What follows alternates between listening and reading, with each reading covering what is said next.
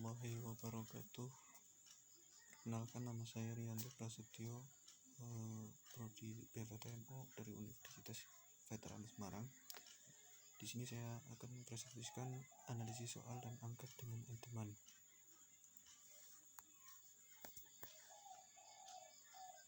Yang pertama di sini ada prinsip penilaian validitas. Prinsip penilaian itu ada 5, yaitu reliabilitas, menyeluruh, berkesinambungan, objektif, dan mendidik. Selanjutnya penggunaan program iTeman, yaitu yang pertama menganalisis data file. Jawaban putri soal yang dihasilkan melalui manual entry data atau melalui mesin scanner. Melalui manual entry data dapat diinput melalui notepad. Yang kedua, men-skor dan menganalisis data baik dalam bentuk pilihan ganda maupun dalam bentuk skala Likert. Yang ketiga, program iTeman mampu menganalisis data sampai 30.000 siswa dan 250 putri soal. Hasil analisisnya memberikan informasi tentang validitas dan reliabilitas setiap putri tes, daya pembeda, tingkat kesukaran, proporsi setiap jawaban atau option, reliabilitas KR-20 bagi alpha, SEM, min, varian, standar, deviasi, skew, kurtosis untuk jumlah skor jawaban benar, skor minimum, skor maksimum, skor median, dan frekuensi distribusi soal. Langkah-langkah penggunaan yaitu yang pertama mengentry data. Jadi yang perlu kita kerjakan itu yang itu data yang akan kita kerjakan itu ya harus di-input terlebih dahulu. Terus yang kedua menggunakan program iTeman. Jadi harus masuk ke program iTeman di sini ya. Terus yang selanjutnya membaca hasil olahan iTeman. Nah, di sini ada beberapa contoh cara mengentry soal dengan program iTeman. Di situ yang pertama mengetik data di notepad. Di situ sudah ada contoh-contohnya, ada kunci jawaban dan jawabannya, terus kode analisis. Di situ ada banyak sekali huruf-huruf, itu merupakan kode-kode atau ada artinya juga. Terus yang kedua itu data di atas disimpan pada file tes 1, teks atau save. Yang ketiga menggunakan program iTeman dengan mengklik icon iTeman. Di situ ada cara atau contoh langkah-langkahnya. Selanjutnya makna dari entryan data. Baris pertama yang berisi 050 0N 21 bermakna 050 menunjukkan jumlah soal ada 50 butir dan 0 jawaban kosong atau omit. N bermakna not read atau jawaban yang tidak sempat dikerjakan. 21 bermakna ada 21 kolom pertama yang dipakai untuk identitas data siswa maksimum 80. Selanjutnya baris kedua berisi ada beberapa huruf C, A, D, B, D, C, B, C, C, dan seterusnya. Itu merupakan kunci jawaban. Baris ketiga berisi angka 4 semua, itu merupakan banyaknya alternatif jawaban. Baris keempat berisi huruf Y semua, di situ Y yang bermakna yes, yaitu nomor soal yang akan dianalisis. Jika ada nomor soal yang tidak ingin kita analisis, berikan kode N yang bermakna no pada nomor yang bersangkutan. Di sini ada hasil analisis dengan program iTeman. Di situ ada item statistik, alternatif statistik, scale prop, point no, item correct, Bezier alt, endorsing Bezier K7. Di situ ada beberapa kode ataupun huruf dan angka. Terus selanjutnya interpretasi segno, nomor urut putri soal dalam file data. Yang kedua skala item, nomor urut putri soal dalam skala. Yang ketiga prop correct, tingkat kesukaran soal. Bezier, daya pembeda soal dengan koefisien korelasi biserial. Nilai positif menunjukkan bahwa peserta tes menjawab benar, putri soal memiliki skor tinggi. Sebaliknya apabila negatif bahwa peserta tes memperoleh skor yang relatif rendah.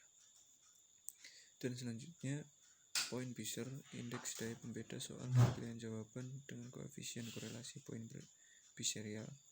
Nilai min 9,00 menyatakan statistik soal tidak bisa dihitung. Dan selanjutnya di sini ada ringkasan hasil analisis.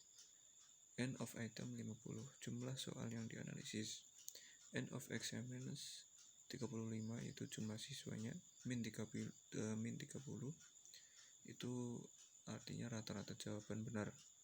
Variansi 9,590, yaitu penyebaran skor atau jawaban benar. Standar dev 3,113, yaitu artinya standar deviasi atau akar variansi. Skew 0,119 itu merupakan kecenderungan kurva atau bentuk distribusi. Kurtosis min 0,464, yaitu tingkatan pemujakan kurva. Minimum 25,00, skor minimum siswa dari 50 soal. Maksimum 50,00, itu skor maksimum alpha 0,651. Langsung saja kita skip. Di situ ada positive value, itu sama dengan distribusi lebih memuncak. Negative value sama dengan distribusi lebih mendatar. Selanjutnya hal-hal yang mempengaruhi tingkat kesukaran putri soal, yaitu poin pertama, putri soal itu mungkin salah kunci jawaban. Yang kedua, putri soal itu mempunyai 2 atau lebih jawaban yang benar. Dan yang ketiga, materi yang ditanyakan belum diajarkan atau belum tuntas pembelajarannya, sehingga kompetensi minimum yang harus dikuasai siswa belum tercapai. Selanjutnya, yang keempat, materi yang diukur tidak cocok ditanyakan dengan menggunakan bentuk soal yang diberikan. Misalnya, meringkas cerita atau mengarang ditanyakan dalam bentuk pilihan ganda, itu sangat tidak cocok. Yang kelima, pernyataan atau kalimat soal terlalu kompleks dan panjang. Hal-hal yang mempengaruhi daya beda putri soal ada kemungkinan. Yang pertama, kunci jawaban putri soal itu tidak tepat. Yang kedua, putri soal itu memiliki 2 atau lebih kunci jawaban yang benar. 3, kompetensi yang diukur tidak jelas, pengecoh tidak berfungsi. Yang selanjutnya, materi yang ditanyakan terlalu sulit sehingga banyak siswa yang menebak. Dan yang terakhir, sebagian besar siswa yang memahami materi yang ditanyakan berpikir ada yang salah informasi. Selanjutnya, di sini ada contoh kartu soal bentuk penilaian ganda. Di situ ada jenis sekolah, mata pelajaran, bahan kelas atau semester, bentuk tes, yang selanjutnya penyusun 1, 2 tahun ajaran. Di situ ada beberapa kolom. Kolom pertama nomor, kompetensi dasar. Yang kedua, yang kolom ketiga rumus butir. Yang keempat butir soal. Dan yang terakhir, kolom terakhir itu kunci soal. Di sini ada rubrik penilaian. Rubrik adalah suatu instrumen untuk menilai unjuk kerja atau karya siswa. Rubrik memiliki kriteria untuk menilai tingkatan pencapaian kompetensi siswa. Langkah-langkah penyusunan rubrik. Yang pertama, kaji kemampuan dasar atau KD, tujuan pembelajaran yang akan dicapai. Yang kedua, tentukan produk atau kinerja apa yang diharapkan dihasilkan siswa. Dan yang ketiga, tentukan aspek-aspek yang akan dinilai dari produk atau kinerja tersebut. Keempat, uraikan kualitas setiap aspek dalam tingkatan atau gradasi. Uraian harus tidak perlu ditafsir. Dan yang terakhir, rumuskan secara memberi skor. Nah, di sini ada analisis soal uraian dan tes praktek. Itu kolom pertama ada nomor, kolom kedua ada siswa, kolom ketiga ada soal pertama, skor maksimal 6. Soal kedua atau dalam kolom keempat itu ada soal kedua, skor maksimal 5. Dan kolom terakhir itu ada jumlah. Di situ ada 5 soal dengan contoh nama siswa dari menggunakan huruf atau inisial A sampai E ya. Di situ ada jumlah soal, skor itu ada 19, yang soal kedua itu ada 14. Jadi rata-ratanya itu 3,80 untuk soal yang pertama. Soal yang kedua rata-ratanya 2,80. Rata-rata di situ TK itu yang soal pertama 0,3, yang TK yang soal kedua 0,56, DP yang pertama itu 0,7, yang kedua 0,56. Jadi di situ sudah ada contoh hasil dari penilaian-penilaiannya. dengan skor maksimal dari TK 1 dan 2 itu 0,63 dan TK yang kedua itu 0,56. Terus hasil maksimal dari skor maksimal atau skor maksimal dari DP 1 itu 0,47, DP yang kedua itu 0,56. Jadi di situ sudah ada jelas rumus-rumusnya. Selanjutnya merancang instrumen untuk penilaian sikap. Penilaian sikap merupakan salah satu faktor psikis dalam diri seseorang. Allport mendefinisikan sikap sebagai pernyataan kesiapan diri untuk bertindak yang diorganisasikan melalui kemampuan diri menggunakan petunjuk ataupun pengaruh atas respon-respon yang timbul dari objek-objek atau situasi yang dihadapi. Di sini sikap tersusun atas 3 komponen, yaitu yang pertama kognitif, yang kedua efektif, dan ketiga konasi.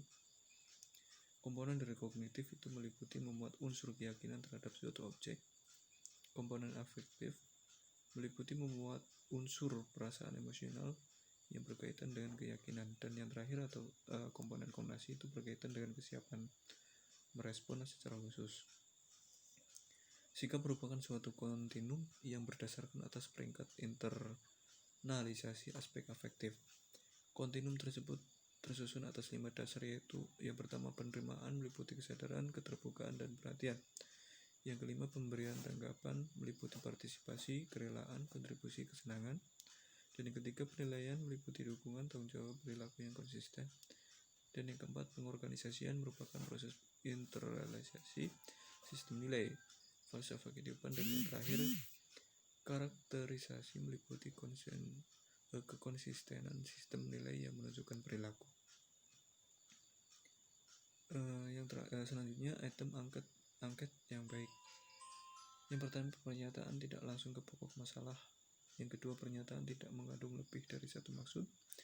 Pernyataan negatif dan pernyataan positif harus berimbang, saling memperkuat di sini ya, untuk konsistensi antara item.